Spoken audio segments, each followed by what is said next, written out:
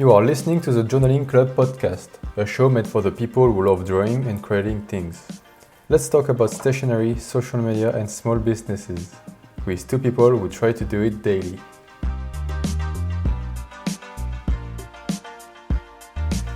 Welcome to the Journaling Club podcast, and for this first episode we decided to talk about the way we journal. But before to start, we should introduce ourselves. So, I am Simon. And I'm Cynthia. And we are both behind mymellowdays.com. Okay, so for this really first episode, we decided to talk about the way we journal. It will be mostly a question for you, Cynthia, because you are the one who journal. Yeah, I mostly do all the journaling here. Yeah, and so I propose you to start by maybe explaining a bit maybe why you journal and what you are journaling about. Okay, well, I didn't really prepare a response, so okay. Well, I like to journal because it's, I find it as a hobby, like it's fun, because I get to draw and I get to write a bit, and I get to write, because my journal is a bit of a diary, so I get to write and keep moments a bit of every day. And I really like drawing, and it's a good way for me to practice and to improve. Okay, so it's like, yeah, it's a way for you to practice your drawing. Yeah. But me, I'm curious also, well, I can already know the response, but for the people who are going to listen, like, why did you start journaling? What made you start and continuing also?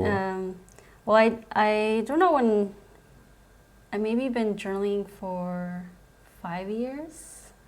And I think the first idea when I started, when I first wanted to journal was when I moved here to France, because before I was living in California.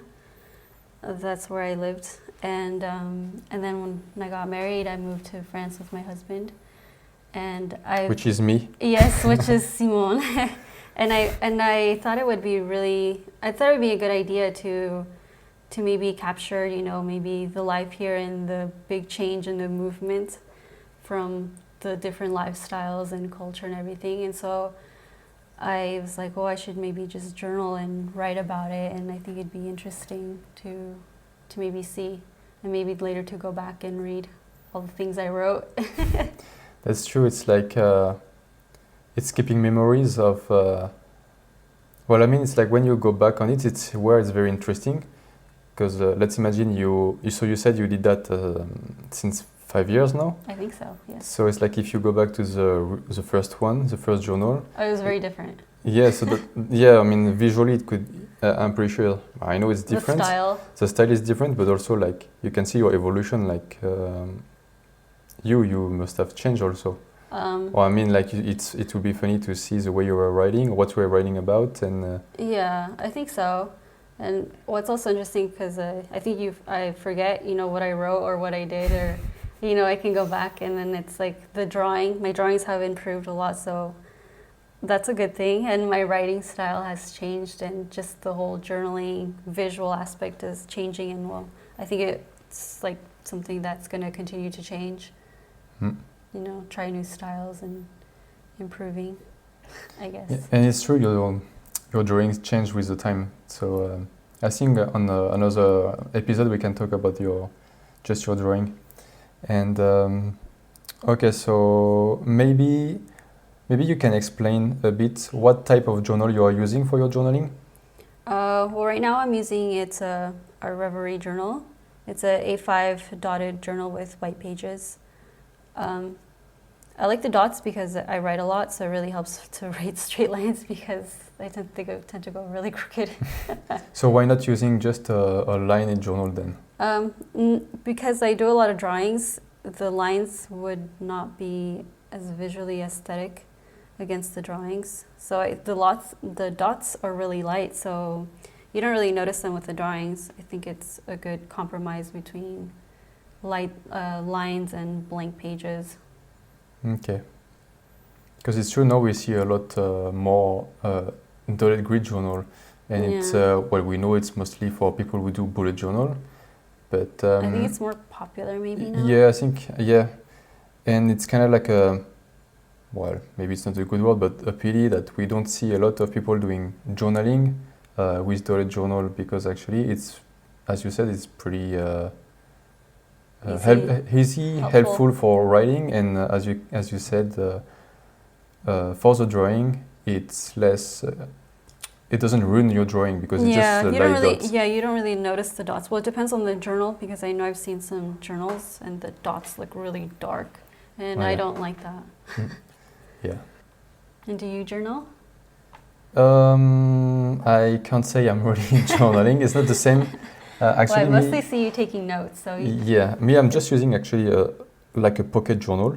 It's so it's like a little journal that I keep with me daily. And inside, I'm mostly writing down all the ideas that I have. It's mostly about mymellodays.com, the idea that I have. And it helps me to...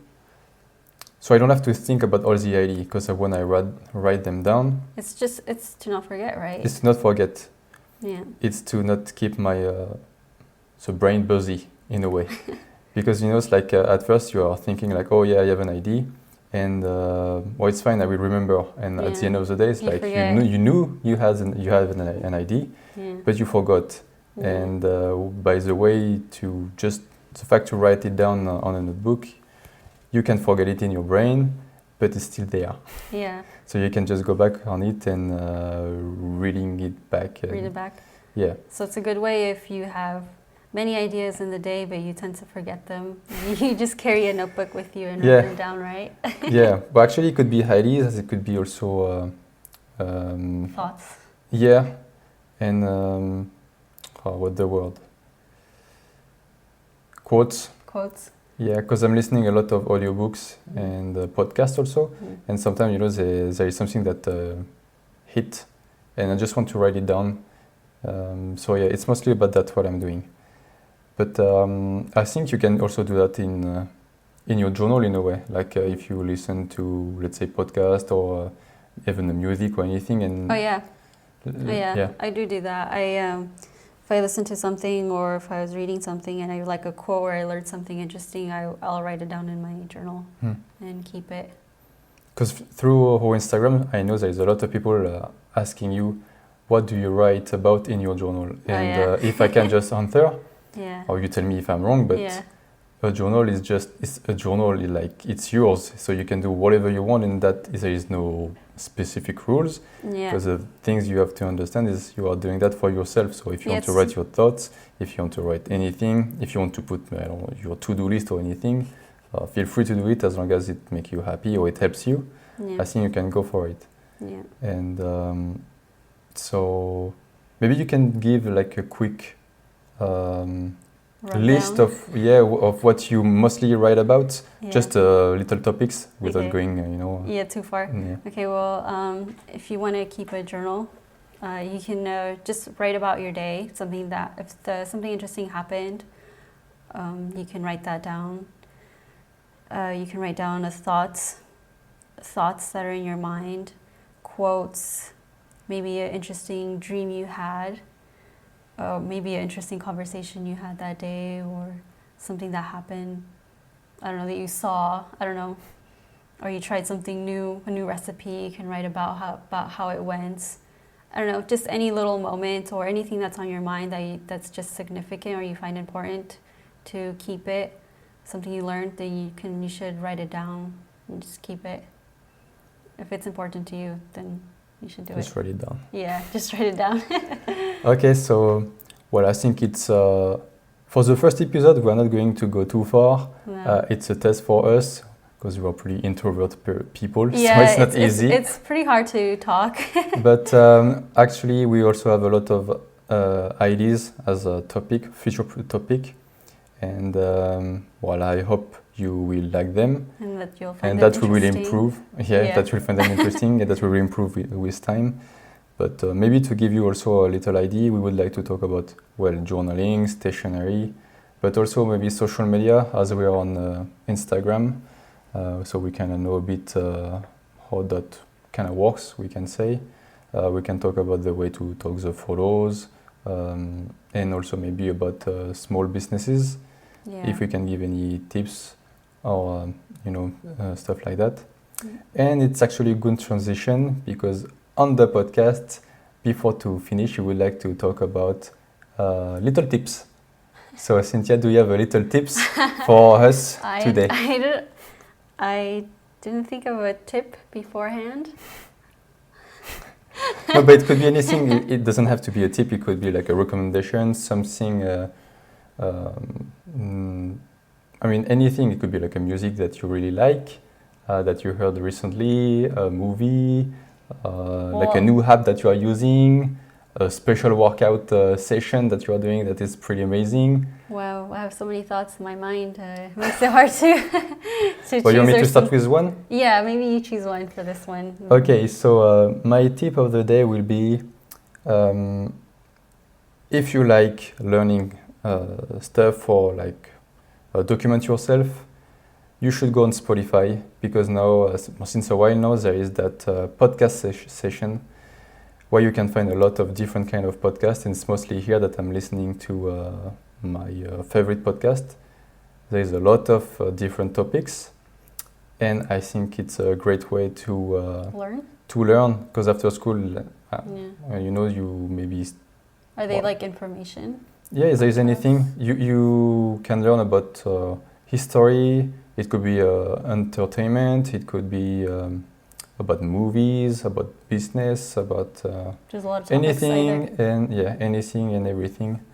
For me, it's pretty interesting, and maybe, you know, if you're at work and you are able to listen to, or you're in the car, you have to or in the drive a car, lot. yes. So if you want to change, and you're a bit tired of music, you can listen to podcasts, and I think it's a great way to learn new things in general. It's a good idea. So did you have time to think of something? No, because this was your tip. We said one tip a day. One tip a day, okay. So next time, Cynthia will give you her tip, and I hope she'll work on it. I'll do my best. Okay, so goodbye, everybody. I hope you like this very first podcast. Just in case, I'm sorry also for my accent. As you can tell, I'm not English. But just in case, I prefer to apologize right now. I hope you understand me. I'm French. And well, I understand you, so hopefully everyone can. Okay, we'll see. You can let us know if there is anything wrong with my accent. Okay, so see you for next time. Have a great day. Bye.